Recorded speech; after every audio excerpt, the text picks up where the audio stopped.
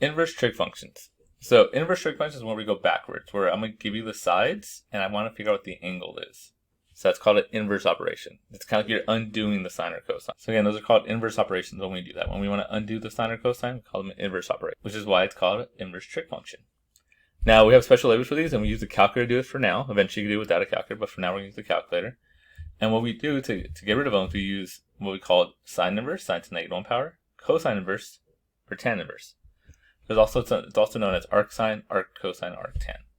So you might see that sometimes too.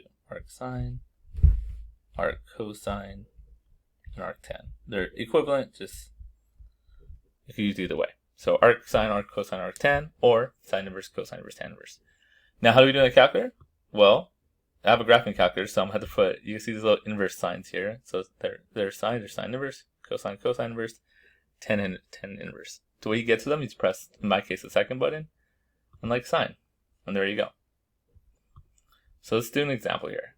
Solve for each variable. Solve for each equation. Cosine of a equals 3 over 19. So I want to get a by itself. I'm kind of rid of this cosine. So what we're going to do is we're going to do cosine inverse of both sides. So I guess I'll show what it looks like. So it looks like this. I won't ever do this again because it's pointless. But for now, it looks like this, right? This is what it looks like. These cosine and cosine inverse cancel out. You just get a equals cosine inverse 3 over 19. That we're going to need a calculator for. So let me get rid of this sign here. Second cosine inverse, and then put 3 divided by 19. And we get 80.9. We'll do stick it to one decimal place for now. Degrees. So all that's saying is that the cosine of an 80-degree angle is about 3 over 19, right? That's what it's telling you. That, right? Cosine of each angle has a certain ratio. And the ratio for 80.9 is about 13 over 9. Next one, same idea. Tan of g equals that. So all we're going to do here is do tan inverse both sides. So we're just going to go boom, boom. Tan inverse. Tan inverse. So these cancel, and I get g is equal to whatever tan inverse of 0.125 is. So second tan, 0.125. I get 7.1. Again, that's degrees. We're talking about angles, so we're finding the angle, right? So we're finding this guy and that guy. Actually, for this guy, we actually knew what the angle, the sides were, right? So this is cosine of a equals 3 over 19. Remember cosine? So toa. So we had adjacent by hypotenuse. So we knew this guy was 3, and we knew this guy was 19. And we were trying to figure out what the angle was. So we did inverse cosine, and we got 80.1. So like 81 degrees. So that's what we're doing. We're like, hey, here are the sides of the triangle, find out the angle. Let's do that a couple more times, and then we're done. So for each of these, we want to figure out what x is. Find x round to the nearest tenth if necessary. So how do we do it? Well, we do the same way we solve for a missing side. We highlight my angle we're talking about, list the sides out. So this is opposite. Here's my right angle, so this is hypotenuse. That makes this guy adjacent, the one next to it.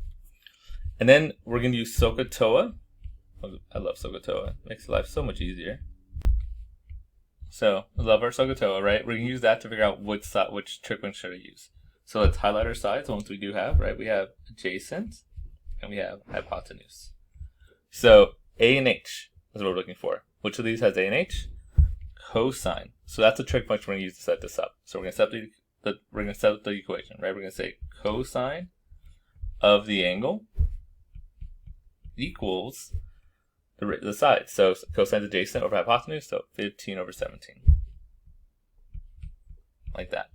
And then we solve it like we solved the ones up here. You just got to get rid of the cosine. So we're going to do cosine inverse of both sides. So cosine inverse. These will cancel. You get x equals whatever cosine inverse of 15 over 17 is. So second cosine 15 divided by 17. And I get 28.1. Again, degrees. We're finding the angle. And 20.1, I rounded the 7 over. So I look at the 0, like, oh no, one behind it, 7, so round up. So there we go. That's the next one, just make sure we got this, and then we are done. So right, I'm going to highlight my angle. This is opposite. Here's my right angle, so that makes this hypotenuse, which makes the remaining side adjacent. And this one we have opposite and adjacent. OA. Well, that is tangent. So we're going to set the equation tangent of x equals opposite over adjacent. Right, if you're not sure which one goes on top, right, it tells you. O is the first thing you see, so O goes on top. And we're going to solve this like this like before. We're going to do inverse of both sides.